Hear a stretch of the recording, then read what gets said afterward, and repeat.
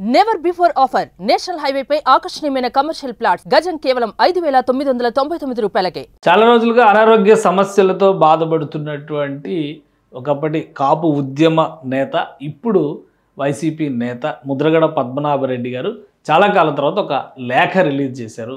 ఆ లేఖ సారాంశం ఏంటి, ఆయన ఆరోగ్య పరిస్థితిని కూడా అందులో వివరించే ప్రయత్నం చేశారు. ఆ లేఖలో ఏం చెప్పారో ఒకసారి మనం చూద్దాం. ఇది ముద్రగడ పద్మనాభరెడ్డి గారు రాసినటువంటి లేఖ. గౌరవనీయులైన నన్ను అభిమానించే అందరికీ శిరస్సు వంచి మీ పాదాలకు ముద్రగడ పద్మనాభరెడ్డి నమస్కారాలు చేసుకుంటున్నారండి. మన గౌరవ నాయకులు జగన్మోహన్ రెడ్డి గారు నా ఆరోగ్యం బాగాలేదని తెలిసి వెంటనే స్పందించి వైద్యులతో, హాస్పిటల్ వారితో మాట్లాడి ఎప్పటికప్పుడు యోగక్షేమాలు తెలుసుకుని ఏమన్నా కావాలా, ఏమన్నా చేయమంటారా అని తరచూ అడిగేవారు.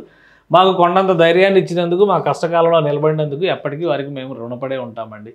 మన గౌరవ పెద్దలు, పార్టీ గౌరవ పెద్దలు బొత్స సత్యనారాయణ గారు, జగ్గిరెడ్డి, ఆకుల వీర్రాజు గారు, చంద్రశేఖర్ రెడ్డి గారు, తోట నరసింహం గారు, వంగ గీత గారు, చలమలశెట్టి సునీల్ గారు, తోట త్రిమూర్తులు గారు, చెల్లుబోయిన వేణు గారు, జగంపూడి రామ్మోహన్ గారి కుటుంబం, యనమల రామకృష్ణ గారు, నిమ్మకాయల రాజప్ప గారు అంటే చినరాజప్ప గారు, యనమల కృష్ణ గారు, అంగూరి లక్ష్మీ శివకుమార్ గారు, జ్యోతుల నెహ్రూ గారు, వీళ్ళంతా కాంబినేషన్. దౌలూరి దొరబాబు గారు, ఎందుకంటే ఇప్పుడు జ్యోతుల నెహ్రూ గారు తెలుగుదేశం పార్టీలో ఉన్నారు. యనమల రామకృష్ణ గారి కుటుంబం తెలుగుదేశం పార్టీ, నిమ్మకాయల చినరాజప్ప గారి కుటుంబం కూడా తెలుగుదేశం పార్టీ. సో అందరూ కూడా ఆయన మంచిని కాంక్షించే వాళ్ళందరూ కూడా బహుశా ఆయన్ని ఇంకా ఎందరో పెద్దలు పార్టీలకు అతీతంగా మాకు అండగా నిలిచినందుకు ప్రతి ఒక్కరికి ధన్యవాదాలతో పాదాలకి నమస్కారములు తెలియజేసుకుంటున్నామండి. మన గౌరవ నాయకులు జగన్మోహన్ రెడ్డి గారు హైదరాబాద్ హాస్పిటల్కి వెళ్ళడానికి ప్రత్యేక విమానం ఏర్పాటు చేసినట్లు నాకు కబురు వచ్చిందండి. నేను ప్రత్యేక విమానంలో ప్రయాణం చేసే స్థాయికి ఎదగలేదండి, దయచేసి ఆ ప్రయత్నం వద్దని చెప్పుకున్నానండి. నెల రోజులుగా నా ఆరోగ్య పరిస్థితి సరిగా లేకపోవడం చేత మీరు నా ఆరోగ్యం గురించి దేవుడి ఫోటోలకు, గుడిలలో, ఇతర ప్రాంతాల్లో పూజలు చేయించిన సంగతి ఇప్పుడిప్పుడే తెలియడంతో మీకు ఈ ఉత్తరం రాయడం జరిగిందండి. ఆలస్యంలో క్షమించమని కోరుతున్నానండి. ఇది ముద్రగడ పద్మనాభరెడ్డి గారు రాసినటువంటి లేఖలో ఉన్నటువంటి ముఖ్య అంశాలు.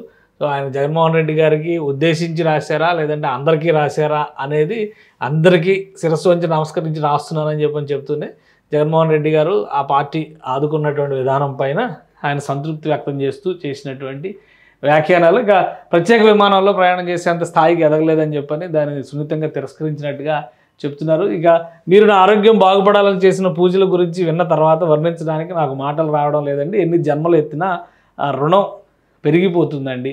నేను, నా కొడుకు గిరిబాబు, నా మనవరాలు భాగ్యశ్రీ, రమా పద్మావతి, మనవడు చిరంజీవి పద్మనాభం, మేమందరం మీకు ఎంత సేవ చేసినా రుణపడి ఉండిపోతామండి. మీ ప్రేమ కల్మషం లేనిది, పార్టీలకు అతీతంగా, వర్గాలకు అతీతంగా, మతాలకు అతీతంగా, కులాలకు అతీతంగా, ప్రాంతాలకు అతీతంగా మీ నుండి ప్రేమ ఎలా తన్నుకొచ్చిందో మీకు 2 ముక్కలు రాయడానికి నా పెన్ను కదలడం లేదండి. ఇది ముమ్మాటికి నిజమండి. ఎప్పుడు మీకు కష్టం వచ్చినా మీకు తోడుగా మా కుటుంబం మొత్తం ఉంటుందని చెప్పుకుంటున్నారండి. అది ముద్రగడ పద్మనాభరెడ్డి గారు రాసినటువంటి లేఖ సారాంశం. అంటే ఎవరికి అంటే అది కాదు కానీ అందరికీ కలిపి రాశారు ఓవరాల్గా.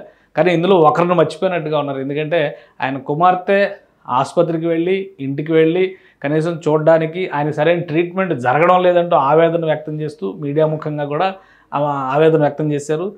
కుమారుడు సహకరించడం లేదు ఆమెను చూస్తానికి, అంటే ఆయనను చూస్తానికి ఆమెను వెళ్ళనివ్వడం లేదు, అనుమతించడం లేదనేటువంటి విమర్శలు కూడా చేశారు.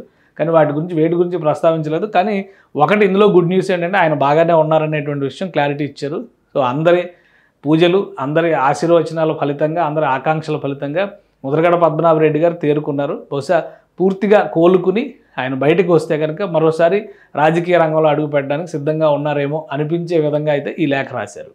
సుమన్ టీవీలో మీ పర్సనల్ అండ్ బిజినెస్ ప్రమోషన్స్ కోసం కింది నెంబర్కి కాంటాక్ట్ చేయండి.